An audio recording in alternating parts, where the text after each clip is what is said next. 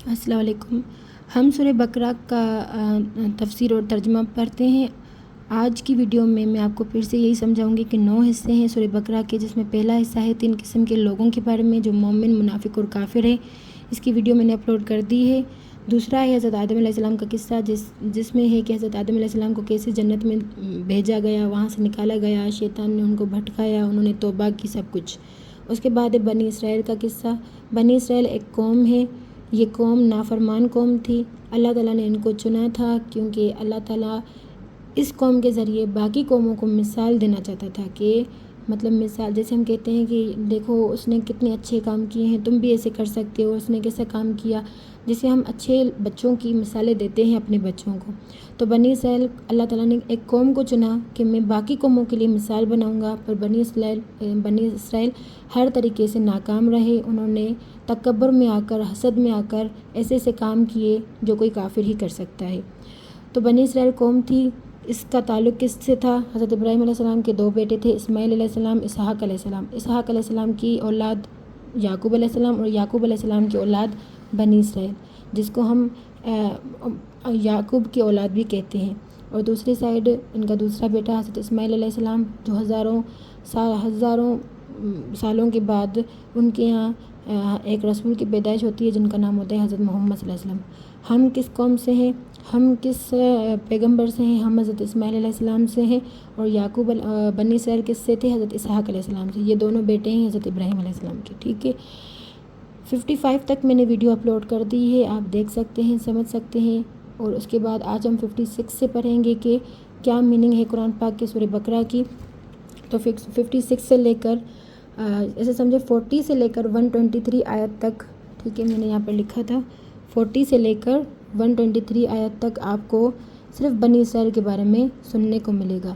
اللہ تعالیٰ نے یہ قصہ اس وجہ سے دیا ہے کہ ہم ان جیسے نہ بنیں۔ ہمیں کیا کرنا ہے؟ جو کام انہوں نے کیے اور اللہ کو ناراض کیا، ہمیں ویسا نہیں بننا۔ پہلے کس پر آزمائش تھی؟ بنی اسرائیل پر۔ اب کس پر آزمائش ہے؟ حضرت محمد صلی اللہ علیہ وسلم کی قوم پر، ٹھیک ہے۔ تو اس وجہ سے یہ قصہ، یہ ذکر ہے کہ ہمیں ایسا نہیں بننا۔ 40 آیت سے لے کر 123 آیت تک یہ سارا قصہ چلے گا بنی اسرائیل کا، جس میں سے 55 آیت تک میں نے لاسٹ ویڈیو اپلوڈ کی ہے، آپ وہاں سے دیکھ لیں۔ آج ہم کریں گے 55 سے، یہ میں آپ کو سمجھاؤں گی کہ اور اس وقت کو یاد کرو جب تمہارے آبائے و اجداد نے بڑی ڈٹائی کے ساتھ موسیٰ علیہ السلام سے کہا تھا، ہم ہرگز آپ پر ایمان نہیں لائیں گے جب تک اپنے رب کو اپنی آنکھوں سے آمنے سامنے بغیر کسی پردے کے نہ دیکھ لیں۔ پھر تمہیں ایک جلانے والی آگ نے پکڑ لیا اور جب تم ایک دوسرے کو دیکھ رہے تھے۔ اب اللہ تعالیٰ نے ان کو انہوں نے کیا کیا؟ انہوں نے ایک ایسی بات کی جو کفر کی طرف جا رہی تھی، یعنی انہوں نے کہا کہ جب تک ہم نہ دیکھ لیں نا کہ اللہ پاک ہے، کیسا ہے، تب تک ہم موسیٰ علیہ السلام پر ایمان نہیں لائیں گے۔ یہ بات اللہ تعالیٰ نے ان کے بعد کیا کیا کہ ان لوگوں کو، جنہوں نے یہ بات کی تھی، ان لوگوں کو آگ نے پکڑ لیا، اور وہ ایک دوسرے کو دیکھ رہے ہیں کہ کیسے ہمیں آگ نے پکڑ لیا اور کیسے ہم آگ سے جل گئے۔ کیوں؟ کیونکہ اللہ کو بنا دیکھے ایمان لانا ہی اصلی ایمان ہے۔ اللہ کی باتیں سن کر اس پہ ایمان لانا ہی اصلی ایمان ہے۔ تو جو لوگ یہ کہتے ہیں نا کہ ہم تب تک ایمان نہیں لائیں گے جب تک دیکھ نہ لیں، یا نعوذ باللہ اللہ ہے ہی نہیں، تو ان لوگوں کا انجام دنیا اور آخرت میں بہت برا ہونے والا ہے۔ آگے کیا ہے؟ پھر تمہاری موت کے بعد ہم نے تمہیں دوبارہ زندہ کیا تاکہ تم اس پر اللہ کے شکر گزار بن جاؤ۔ موت کے بعد زندہ کرنے پر بھی ہمیں یقین ہے کہ آخرت کے دن ہم سب زندہ ہو جائیں گے اور اپنے اعمال کا حساب کتاب دیں گے، ٹھیک ہے۔ آگے کیا ہے؟ ہماری نعمتوں میں سے تم پر یہ نعمت بھی ہے کہ جب تم میدان طیام میں سرگردان تھے تو ہم نے سورج کی گرمی سے بچانے کے لیے تم پر بادلوں کے سائے کیے، اور اپنی نعمتوں سے شہد کی طرح میٹھا مشروب من تم پر اتارا، اور نہایت عمدہ گوشت والے بٹیر جیسے چھوٹے چھوٹے پرندے سلوہ اتارے، اور تم سے کہا کہ ہمارے دیے ہوئے پاکیزہ رزق سے کھاؤ۔ انہوں نے ان نعمتوں کا انکار اور ناشکری کر کے ہمارا کچھ نہیں بگاڑا بلکہ اپنی جانوں پر ظلم کیا، اور وہ اس طرح کہ اپنا ثواب ضائع کیا اور اپنے نفسوں کو عذاب کا مستحق ٹھہرایا۔ اللہ تعالیٰ نے بنی اسرائیل کے لوگوں پر، پہلے تو بنی اسرائیل کے لوگوں کو سورج کی گرمی سے بچایا، ان پر بادلوں کا سایہ کیا، من اور سلوہ ان پر اتارا۔ من کس چیز کو کہتے ہیں؟ میٹھا مشروب، ٹھیک ہے، جیسے شہد کی طرح۔ اور سلوہ کس چیز کو کہتے ہیں؟ گوشت، چھوٹے چھوٹے پرندوں کا۔ تو ان لوگوں نے کیا کیا، ان لوگوں نے بجائے کہ شکر گزار بنے وہ ناشکری پر اترے. انہوں نے کہا نہیں، ہم ایک قسم کے کھانے پر بالکل نہیں چل سکتے، ہمیں الگ الگ طریقے کے کھانے دیں. آگے ہم اس کے بارے میں آپ کو سمجھائیں گے کیسے. کہ اور اللہ کے انعامات میں سے اس انعام کو بھی یاد کرو جب ہم نے تم سے کہا کہ بیت المقدس میں داخل ہو جاؤ اور اس میں موجود تمام پاکیزہ چیزیں بغیر کسی روک ٹوک کے کھاؤ. تاہم شہر میں داخل ہوتے وقت رکوع کی حالت میں جھک کر جانا اور اللہ تعالیٰ سے یہ دعا کرتے ہوئے جانا، حطتن، اے ہمارے رب ہمارے گناہ معاف کر دے، ہم تمہاری دعا ضرور قبول کریں گے، اور جنہوں نے اپنے اعمال میں خوبی پیدا کی انہیں ان کی اس خوبی پر مزید ثواب بھی دیں گے. اللہ تعالیٰ کیا کہہ رہا ہے بنی اسرائیل کو کہ جب بیت المقدس جاؤ. بیت المقدس کس چیز کو کہتے ہیں؟ بیت المقدس کہتے ہیں مسجد اقصیٰ کو. سب سے پہلے ہم جو بھی مسلمان تھے، جو بھی اہل ایمان والے تھے لوگ، خانہ کعبہ سے پہلے بیت المقدس کی طرف رخ کر کے ہم نماز پڑھتے تھے. ٹھیک ہے، یہ بیت المقدس فلسطین میں اس جگہ آج کے دور میں موجود ہے، فلسطین کے اندر. تو بیت المقدس میں ہم جھک کر بیت المقدس کی طرف ڈائریکشن میں نماز پڑھتے تھے. تو اللہ تعالیٰ نے کہا کہ جب تم بیت المقدس میں داخل ہو جاؤ تو اس میں موجود تمام چیزوں جو بھی تم کھانا چاہو کھا سکتے ہو، اور جب شہر میں جاؤ تو رکوع کی حالت میں جانا اور یہ دعا کرتے جانا کہ ہمارے رب ہمارے گناہ معاف کر دے. یہ اللہ تعالیٰ ان کو سمجھا رہا ہے کہ ایسے کرنا، حکم دے رہا ہے. تو جو نیک اور اہل ایمان والے لوگ ہوں وہ کیا کریں گے، حکم کو مان لیں گے کہ ہاں ٹھیک ہے ایسے کرنا ہے تو ہم ایسے کریں گے. مگر جو ظالم ہوں گے یا جو کافر ہوں گے وہ کیسے کریں گے، وہ ایسے کریں گے. مگر ان میں سے ظالموں نے شہر میں داخل ہونے کا طریقہ بدل دیا اور دعا میں بھی تحریف کر دی، دعا کو بھی چینج کر دیا. جھک کر داخل ہونے کے بجائے وہ سرینوں کے بل گھستے ہوئے زمین میں داخل ہوئے اور زبانوں سے یہ کہتے تھے. پہلے کیا ان کو کہنے کا کیا حکم ملا تھا؟ حطتن. کیا کہتے تھے؟ حبتن فی شعرت، بالی میں دانا. گویا اللہ تعالیٰ کے حکم کا مذاق اڑا رہے تھے. سزا کے طور پر اللہ تعالیٰ نے ان ظالموں پر آسمان سے عذاب نازل کیا کیونکہ انہوں نے شرعی حدود کو پامال کر کے اللہ تعالیٰ کے حکم کی مخالفت کی تھی. ان دونوں آیتوں سے کیا سبق مل رہا ہے کہ جو چیز ہمیں جیسے کہی گئی ہے ہمیں آنکھیں بند کر کے ان پہ یقین رکھنا ہے. جو قرآن پاک کہتا ہے وہ سچ ہے، اور اگر ہم اس میں کچھ بھی تبدیلی کریں گے تو ہمیں بھی عذاب نازل ہوگا، دنیا کا بھی اور آخرت کا بھی. صحیح ہے. اور اللہ تعالیٰ کی ان نعمتوں میں سے، اللہ تعالیٰ کی نعمتوں سے اس نعمت کو بھی یاد کرو جب تم میدان طیہ میں تھے اور تمہیں شدید پیاس نے بے حال کر دیا تھا. تب موسیٰ علیہ السلام نے اپنے رب سے التجا کی اور تمہیں پانی پلانے کا سوال کیا تو ہم نے انہیں حکم دیا کہ وہ پتھر پر اپنی لاٹھی ماریں. جب انہوں نے وہ لاٹھی پتھر پر ماری تو ہمارے قبیلوں کے تعداد کے برابر 12 چشمے پھوٹ پڑے اور اس سے پانی جاری ہو گیا. ہم نے ہر قبیلے کے لیے اس کے پانی لینے کا خاص مقام واضح کر دیا تاکہ ان کے درمیان جھگڑا نہ ہو. اور وہ ہم نے تم سے کہا کہ تمہاری محنت اور کوشش کے بغیر اللہ نے تمہیں جو رزق دیا ہے اس میں سے کھاؤ اور پیو، البتہ زمین میں فساد برپا کرنے کی کوشش نہ کرو. جب ان کو پانی کی پیاس لگی تھی تو یہ کیوں تھا پتھر پر لاٹھی مارو تو پانی نکل آئے؟ کیونکہ اللہ تعالیٰ ان لوگوں کو بتانا چاہتا تھا کہ حضرت موسیٰ علیہ السلام میرے بھیجے ہوئے ہیں اور میں چاہوں تو کچھ بھی کر سکتا ہوں، میں چاہوں تو کیسے بھی کر کے تم لوگوں کو کھلا پلا سکتا ہوں. تو جیسے انہوں نے اپنی لاٹھی ماری تو وہاں سے کیا نکلا؟ پانی کے چشمے نکل آئے. یعنی کہ پانی اتنا تھا کہ جتنا پینا چاہیں پی سکتے ہیں. تو یہ کیوں تھا کہ اللہ تعالیٰ دکھانا چاہتا تھا معجزات کہ میں کرتا ہوں معجزے.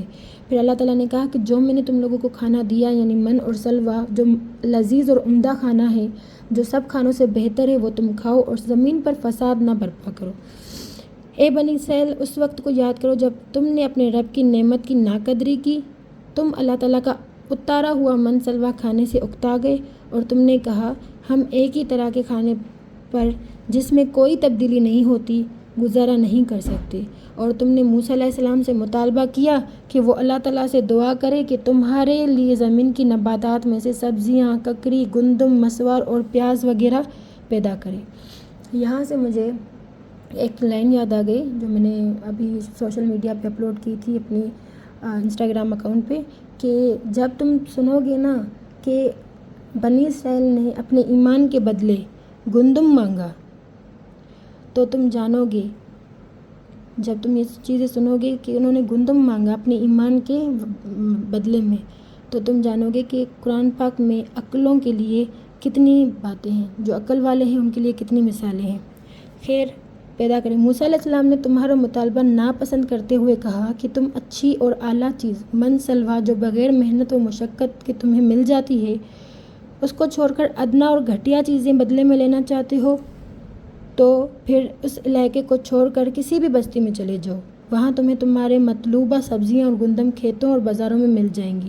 اپنی خواہشات کی پیروی کرنے اور اللہ تعالیٰ کے انتخاب سے بار بار اعراض کرنے کی وجہ سے لذت و رسوائی، فقر و فاقہ اور تنگ دستی و بدحالی بنی اسرائیل کا مقدر بن گئی۔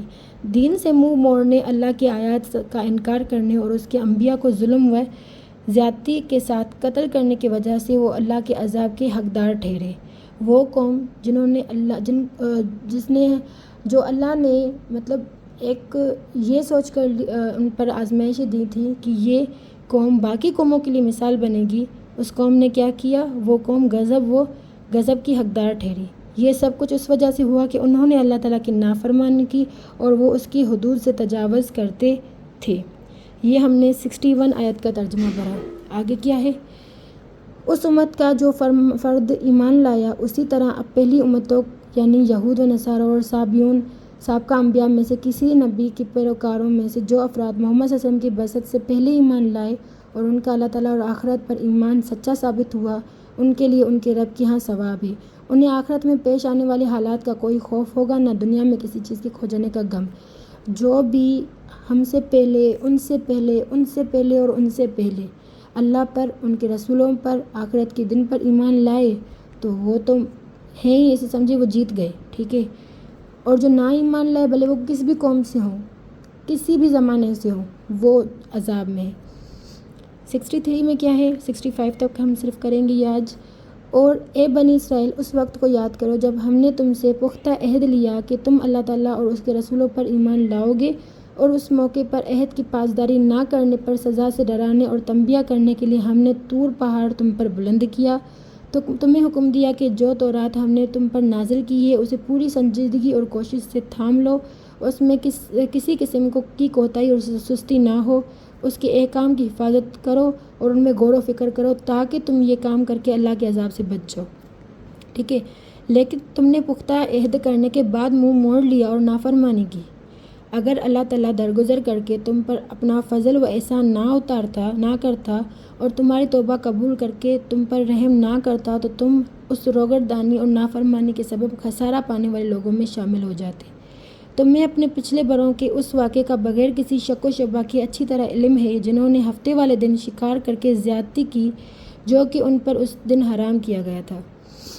ایک قوم ایسی تھی جو شکار کرتی تھی مچھلیوں کا، تو اللہ تعالیٰ نے ان کو آزمانے کے لیے کیا کیا کہ ان کو کہا کہ ہفتے والے دن تم لوگوں نے شکار نہیں کرنا، ٹھیک ہے، باقی جتنے دن مرضی شکار کرو، ہفتے کے دن شکار نہیں کرنا۔ تو انہوں نے کیا کیا؟ انہوں نے ہیلا باز سازی کی کہ جال ہفتے سے ایک دن پہلے لگائے۔ پھر نالیوں میں جیسے مچھلیاں آتی ہیں اور پھنستی ہیں تو انہوں نے جال لگائے جمعے کے دن جال لگائے، ہفتے والے دن انہوں نے کوئی شکار نہیں کیا، اور اتوار والے دن انہوں نے مچھلیاں جو پھنسی ہوئی مچھلیاں تھیں انہوں نے وہ نکال لی، اور ایسے وہ دن بدن امیر ہوتے گئے۔ تو یہ کہا جا رہا ہے کہ اور اتوار کے روز انہیں نکال لیا۔ ان ہیلا سازیوں کو اللہ تعالیٰ نے ان کی ہیلے کی یہ سزا دی کہ انہیں ذلیل بندر بنا دیا۔ میرے یوٹیوب چینل پر ایک ہے بندر کا قصہ، وہ آپ وہاں سے ضرور سنیے گا، سارا کچھ آپ کو سمجھ آ جائے گا کہ اللہ تعالیٰ نے جو فرمایا ہے اس کو آپ چینج کر کے بھی نہیں کر سکتے۔ اللہ نے کہا ہے کہ سود حرام ہے تو حرام ہے، انٹرسٹ کے نام پر اس کو نہیں لینا۔ اللہ نے کہا ہے کہ جو بھی اللہ نے منع کی ہے نا چیزیں آج کے دور میں، رشوت لینا حرام ہے، تو ایسے نہیں کہنا کہ یہ رشوت نہیں ہے، یہ تو ہم اس کو خرچی دلا رہے ہیں نا، تو یہ ہیلا سازی ہے۔ اللہ کے کاموں میں جو ہیلا سازی کرے گا اللہ اس کو دنیا اور آخرت دونوں میں عذاب دے گا۔ جیسے ان لوگوں نے ہفتے کے دن کچھ نہیں کیا، ہاں دماغ میں یہ سوچا کہ کریں گے جمعے کو، نکالیں گے اتوار کو، تو ہفتے والے دن تو ہم کچھ کریں گے ہی نہیں، پر اللہ نے ان کو ذلیل بندر بنا دیا۔ اس کا آگے بھی قصہ ہے، پر اگر آپ چاہیں تو یوٹیوب چینل میں ضرور وہ چیز دیکھ سکتے ہیں۔